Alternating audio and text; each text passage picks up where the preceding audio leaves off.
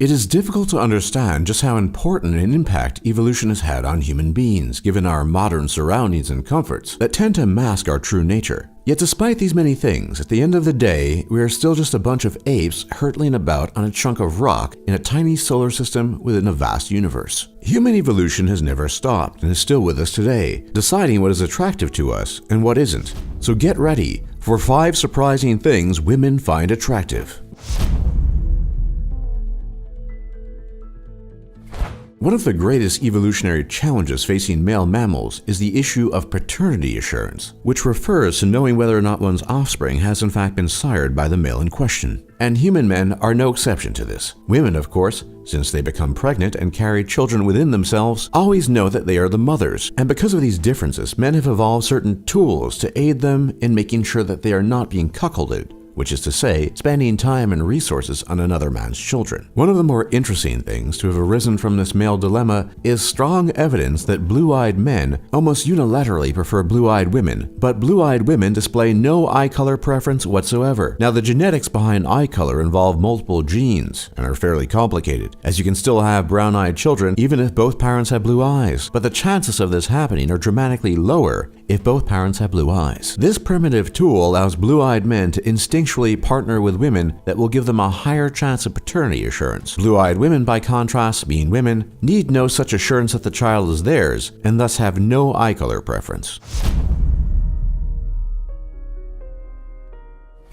Birth control, which was introduced in the 1960s, was possibly the most revolutionary thing to have ever occurred in the history of humankind. For the first time in history, sex was no longer tied to reproduction, and women were freed from a tremendous potential burden. However, one of the consequences, it has been discovered in recent years, is that the birth control pill can distort a woman's ability to smell a man, and scent is an incredibly important factor in finding a mate. Women use scent subconsciously to determine things about a potential mate, but the pill short-circuits this and can lead women astray in their search for a partner. Specifically hidden in a man's smell are clues about his major histocompatibility complex, or MHC genes, which play an important role in immune system surveillance. Studies suggest that females prefer the scent of males whose MHC genes differ from their own, a preference that has probably evolved because it helps offspring survive. Couples with different MHC genes are less likely to be related to each other than couples are with similar genes, and their children are born with more varied MHC profiles and thus more robust immune systems. Studies have shown, however, that women on the pill undergo a shift in preference towards men who share similar MHC genes. The female subjects were more likely to rate these genetically similar men's scents via a t-shirt that men had worn for several nights as pleasant and desirable after they had gone on the pill as compared with before. Although no one knows why the pill affects attraction, some scientists believe that pregnancy, or in this case, the hormonal changes that mimic pregnancy, draw women towards nurturing relatives. Consequently, women who start or stop taking the pill then may be in for some relationship problems, as women paired with MHC-similar men are less sexually satisfied and more likely to cheat on their partners than women paired with MHC-dissimilar men. So a woman on the pill, for example, might be more likely to start dating an MHC-similar man, but he could ultimately leave her less sexually satisfied, and the relationship or marriage could end in disaster.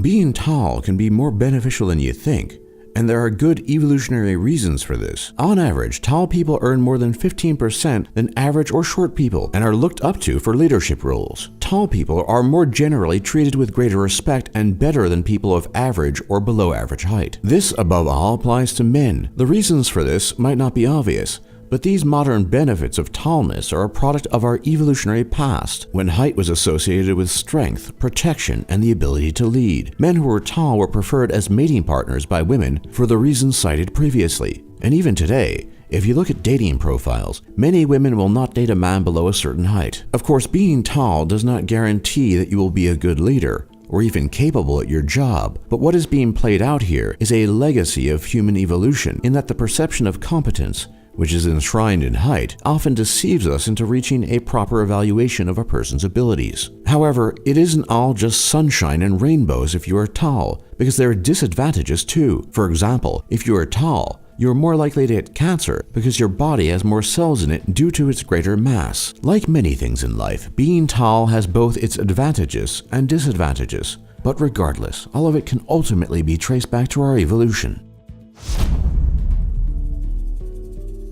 Many behaviors derived from evolutionary processes are completely subconscious, and the fact that female preferences for men change radically during ovulation is one of them. Studies have shown that heterosexual women whose partners have less masculine faces report more attraction to other men during ovulation. Women with masculine-looking partners said their eyes wander less, perhaps because the traits women tend to find sexy when they're fertile are already present in their partners. However, it is important to note that this phase passes and that it is not the criterion for long-term partnership. The reasons for this seeming paradox are simple. Unlike men, women need to look for both genetic fitness in a mate and the ability to provide resources. Oftentimes, one man cannot fit these dual criteria, and thus the different preferences. During ovulation, women are maxed out for genetic fitness, but outside of this window, they are maxed out for looking for a resource provider.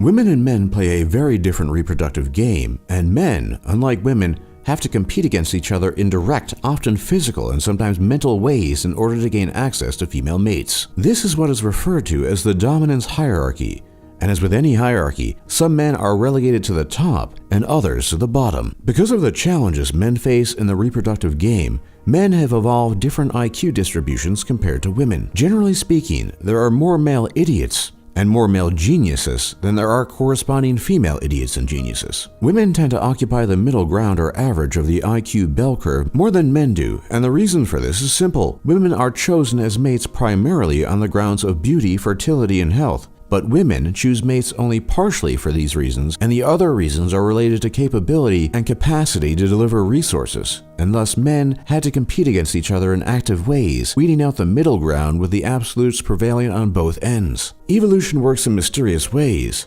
and this is just another one of them. For more top lists just like this, be sure to leave a like and subscribe if you haven't already, and don't forget to check out our other lists. And thanks for watching, and thanks for learning.